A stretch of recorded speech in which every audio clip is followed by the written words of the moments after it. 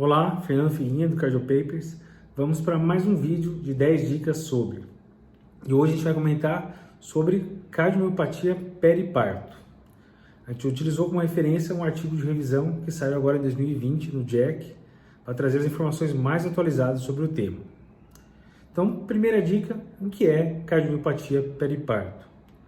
Cardiomiopatia periparto é uma forma de disfunção ventricular sistólica que ocorre em mulheres jovens e ocorre geralmente do último mês da gestação até 5 meses após o parto. Por isso, periparto. Geralmente a gente define ela quando a paciente desenvolve uma disfunção ventricular com fração de ejeção menor que 45%. A gente lembra que 75% dos pacientes vão desenvolver esses sintomas nas primeiras 4 semanas após o parto. E a gente vai ver que nem sempre é muito fácil a gente diferenciar. O paciente às vezes vem com cansaço, falta de ar, inchaço nas pernas, e o mais comum é você achar que isso é por causa da gravidez. Então nem sempre é fácil a gente conseguir levantar a bola que a paciente pode estar desenvolvendo uma disfunção ventricular aguda. Segunda dica, qual é a causa da cardiomiopatia periparto? A causa da cardiomiopatia periparto, na verdade, não está bem entendida. A gente não sabe direito o que acontece. A gente sabe que pode ter componente genético envolvido, deficiência nutricional também pode estar envolvido, pode ter alguma relação com algum processo viral ou miocardite viral que pode desencadear, pode ter algo de processo autoimune também que se sugere. Tem alguns estudos em ratos que sugerem que alguns fragmentos da prolactina podem induzir uma toxicidade vascular e miocárdica e induzir a disfunção ventricular sistólica. Então tem muita hipótese aí das causas possíveis para a cardiomiopatia periparto. A gente sabe que na verdade deve ser um processo multifatorial, não deve ser só uma coisa. Pode ter algum componente genético, mas tem que ter algo mais de ambiente que vai induzir a pessoa a desenvolver essa resposta. Então a gente não sabe direito ainda como funciona e por isso também a gente não sabe nenhum tratamento específico. Há alguns trabalhos testando o uso de bromocriptina atuando em prolactina, mas eu vou comentar mais para frente que não tem tanta força estatística ainda e não tem evidência para a gente utilizar para todo mundo. Terceira dica, qual é o perfil de pacientes que tem um risco maior de desenvolver cardiomiopatia periparto? A gente sabe que mulheres afro-americanas com etnia negra têm um risco 3 a 16 vezes maior de desenvolver cardiomiopatia periparto do que mulheres de etnia branca. Além disso, mulheres com idade materna mais avançada, próximo dos 40 anos, também têm um risco maior. Pacientes que desenvolveram doença hipertensiva na gestação, pré-eclâmpsia, eclâmpsia também têm um risco maior de desenvolver e pacientes com gestações múltiplas também têm um risco maior. Quarta dica, onde é mais comum aparecer a cardiomiopatia periparto? A gente sabe que no continente africano é o lugar que tem maior incidência de cardiomiopatia periparto. A gente tem em países como a Nigéria, tem uma incidência de 1 caso para cada 100 partos. É muito alta. No Haiti, a gente tem em torno de 1 para 300. Nos Estados Unidos, é em torno de 1 para cada 1.000 a 1 a cada 4.000 partos, depende da referência. E no Japão, é um dos lugares do mundo que tem menos incidência de cardiomiopatia periparto, é em torno de 1 para cada 20.000 partos.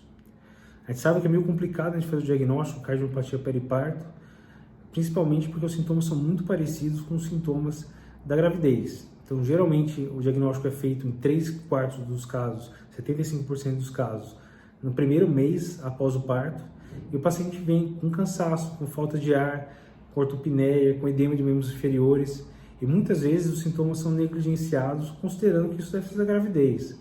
Não, você tá inchando porque acabou de nascer o bebê, tem questão hormonal. E se não tomar cuidado, não avaliar direitinho o exame físico, os sinais que possam sugerir que a paciente está desenvolvendo realmente insuficiência cardíaca, a gente pode comer bola no caso desses. Então a gente tem que ficar atento, principalmente para as pacientes de maior risco.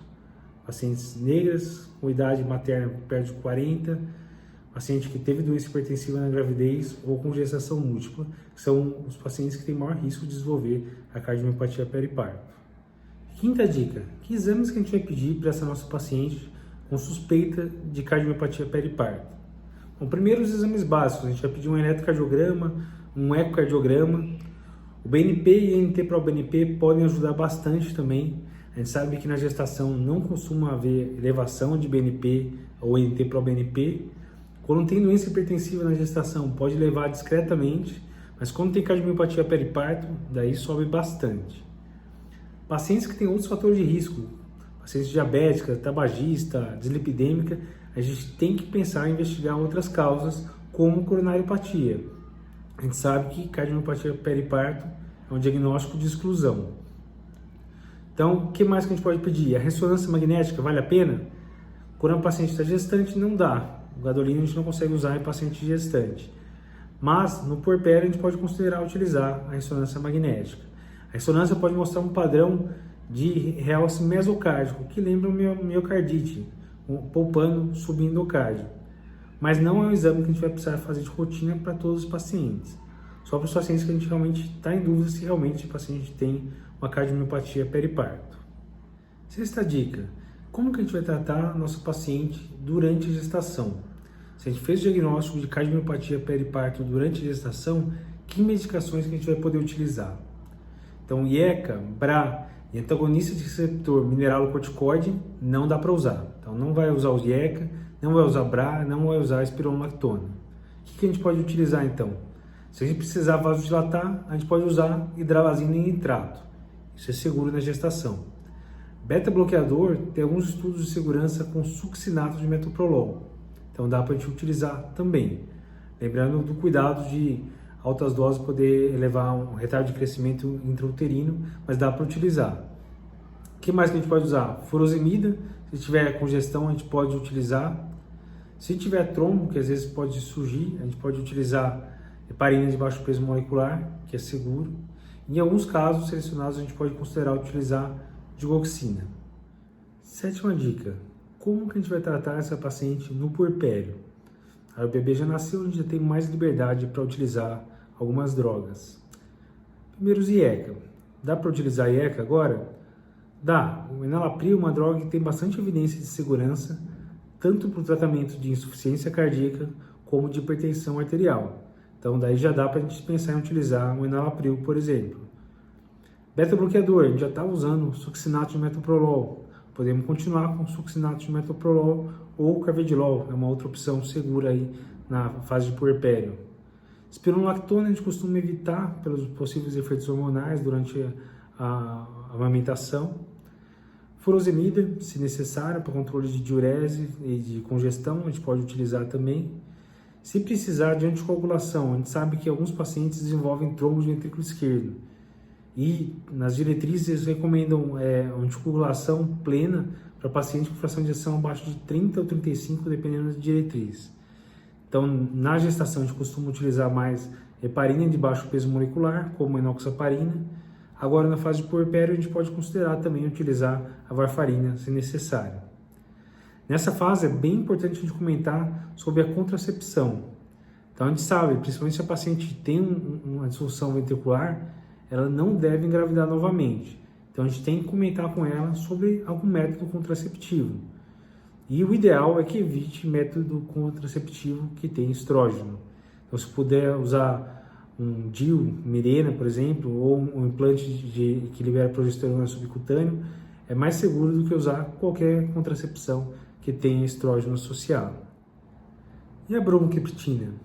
A bromocriptina é um agonista dopaminérgico que vai atuar inibindo a secreção de prolactina na hipófise. Tem alguns estudos em ratos que mostram que eles podem ser úteis para ajudar na prevenção e na reversão de uma disfunção ventricular, um modelo que simula aí uma cardiomiopatia periparto. Mas não tem tanto dado em humanos para indicar para todo mundo o uso de bromocriptina. A diretriz europeia considera a indicação classe 2B, uma indicação fraca, considerar usar bromocriptina em pacientes que têm uma disfunção ventricular grave, uma fração de ejeção abaixo de 30%, por exemplo. A gente tem um estudo rolando com mais de 200 pacientes que chamam Rebirth. Vai ser um estudo que vai testar exatamente isso, pacientes com cardiomiopatia periparto, se vale a pena ou não a gente utilizar bromocriptina para esses pacientes. Então vamos aguardar os resultados que pode sair coisa interessante para o futuro. Oitava dica: qual é o prognóstico dessas pacientes? Então, como a gente vai saber se o paciente vai reverter ou não? Os dados são bem conflitantes, tem estudos mostrando que 20% das pacientes revertem a fração de ejeção em 6 meses, alguns estudos mostram que 60% reverte, então ainda bem controversos os dados. A gente sabe que tem um perfil de pacientes que tem chance menor de reverter, os pacientes mais graves.